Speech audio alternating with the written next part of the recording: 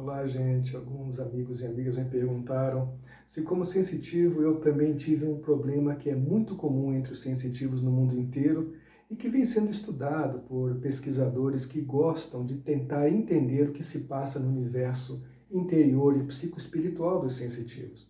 Me perguntaram se eu também, em algum momento da minha vida, fui vítima de abandono afetivo. Aquele abandono familiar, né? Aquela coisa da família que tem vergonha dos sensitivos, ou então que, por causa de alguma formação religiosa ou algum princípio que seja muito arraigado na tradição familiar, sentem um certo desconforto, uma certa vergonha de ter um sensitivo na família. Evitam de falar sobre isso, não gostam que as pessoas saibam que tem alguém que tem uma sensitividade diferente na família, como se fosse um demônio, alguma coisa horrível, como se fosse um criminoso e que tivesse que ser escondido da sociedade. Bom, eu não passei por um problema tão grave assim, até porque minha mãe adotiva, era uma pessoa maravilhosa e muito cedo percebeu que coisas estranhas aconteciam comigo e conversava muito comigo sobre as coisas esquisitas que eu sentia, que eu pensava, que eu imaginava, especialmente quando algumas coisas envolviam sentimentos premonitórios, né? E quando acontecia, minha mãe ficava um pouco assustada, impressionada, mas sempre me dava um apoio e um carinho, uma compreensão, e tentou me encaminhar de alguma maneira para as filosofias, para as religiões, e eu acabei inclusive nos círculos parapsicológicos e psicobiofísicos para tentar entender o que acontecia comigo. Então eu não sofri na minha família original, aquela que me criou, né? Vocês sabem, eu sou filho adotivo, eu não tive esse problema, mas fui ter depois, né? Quando eu tive a minha família, quando eu pude ter meus filhos, né? E senti de fato na pele um problema que é muito comum entre os sensitivos. Parece que alguns familiares ficam muito desconfortáveis quando tem alguém no seio da família que é capaz de sentir algumas coisas que ocorrem na intimidade deles e que eles normalmente não falariam, não revelariam, jamais compartilhariam, nem mesmo com as esposas, né, com os namorados e com os amigos.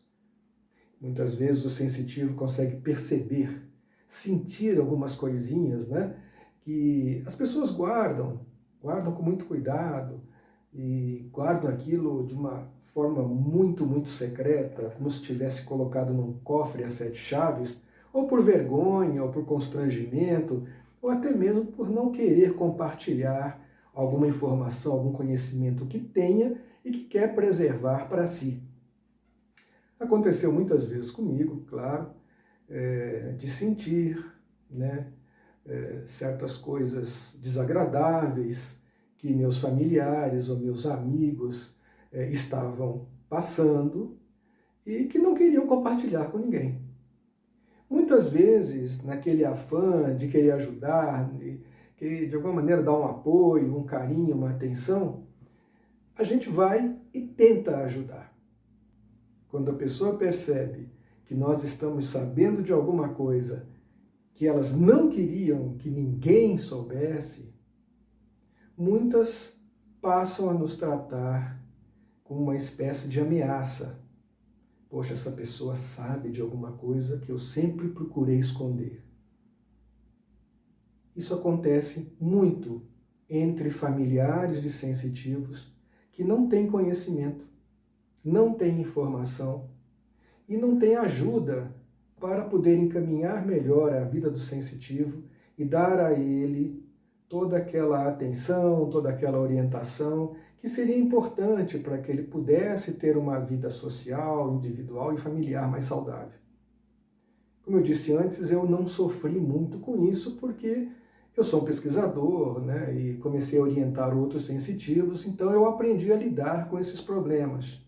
Mas sim, passei, sim, como a maior parte dos sensitivos, por graves situações de completo desinteresse dos meus familiares pela minha vida, pelos meus problemas, por aquilo que eu sou, por aquilo que eu posso representar como pensador científico espiritualista, porque a minha sensitividade e as muitas vezes que eu pude penetrar na intimidade secreta dos meus filhos, de alguns amigos e de ex-namoradas, me tornei uma pessoa, digamos, inconveniente. Algumas pessoas acham que ter um sensitivo próximo é uma ameaça.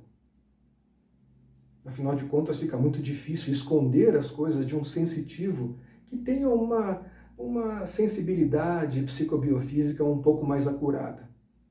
E eu realmente passei por isso.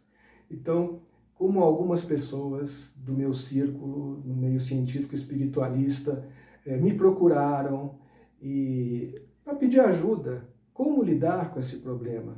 Como lidar com uma esposa, com um marido, com um filho, né, com um primo, com um pai, com uma mãe, que não aceita a sensitividade como um fenômeno natural, ainda que não tão comum, e que precisa ser estudado, precisa de orientação, precisa de apoio e de suporte. Muitas famílias, infelizmente, escondem seus sensitivos, frequentemente por razões religiosas. Algumas correntes que se dizem religiosas acham que os sensitivos são influenciados por espíritos malignos ou por demônios. E não gostam de falar para os seus companheiros de igreja ou de congregação que tem na família um sensitivo, com receio que a família venha a ser taxada de ocultar uma pessoa espiritualmente perigosa. Mas eu posso garantir a vocês que a maioria dos sensitivos não tem nada a ver, absolutamente nenhuma ligação com correntes satânicas ou com movimentos que objetivem a destruição da sociedade ou o mal-estar das pessoas. Muito pelo contrário. Apesar de sermos humanos como todos os demais seres humanos, nós temos uma sensibilidade e uma preocupação com o bem-estar comum que é, de fato, não frequente. Desde pequeno, eu sempre desejei fazer alguma coisa para ajudar as pessoas. Me tornei cuidador de idosos e de deficientes físicos como uma forma de poder exercitar isso, pôr isso para fora, poder fazer a minha sensitividade ser um instrumento útil para a sociedade. Ser um cuidador de idosos e deficientes foi a maneira que eu encontrei de exercitar a minha amorosidade, encaminhar melhor a minha sensitividade e vencer a dor desses preconceitos que tive dentro da família e fora dela. Então, sim, infelizmente, muitos sensitivos sofrem de abandono familiar, sim. Passei por esses problemas, sim. Mas, felizmente, nós temos possibilidades de estudar essa questão, resolver bem esse problema, para continuar a nossa vida de uma maneira saudável, tranquila e feliz. A sensitividade é um caminho muito importante de autoconhecimento, que fornece muitos instrumentos que são úteis para a realização pessoal, não apenas do sensitivo, mas das demais pessoas, especialmente daquelas que não descobriram suas próprias sensitividades e que precisam de orientação para uma vida mais próspera e feliz. Nós sempre acreditamos, e eu sou um dos que advoga, que nós não precisamos de religiões, de seitas e de cultos para abraçar a felicidade. Nós precisamos sim de amor. E a sensitividade me encaminhou para o amor, como encaminhou muitos sensitivos mundo afora, quase que espontânea e naturalmente, para uma vida de maior amorosidade. Então, sim, apesar de toda a alienação que muitas vezes nos obrigam a ter, nós somos sim pessoas mais felizes e que desejam a felicidade dos nossos semelhantes. Obrigado por sua atenção mais uma vez e até o próximo, O Sensitivo. Em breve, Psicobioenergética da Felicidade.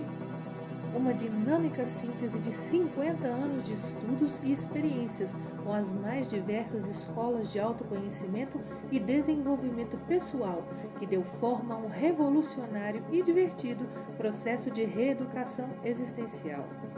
Eventos ministrados pelo veterano palestrante e orientador existencial Felipe Pitt Van Putten.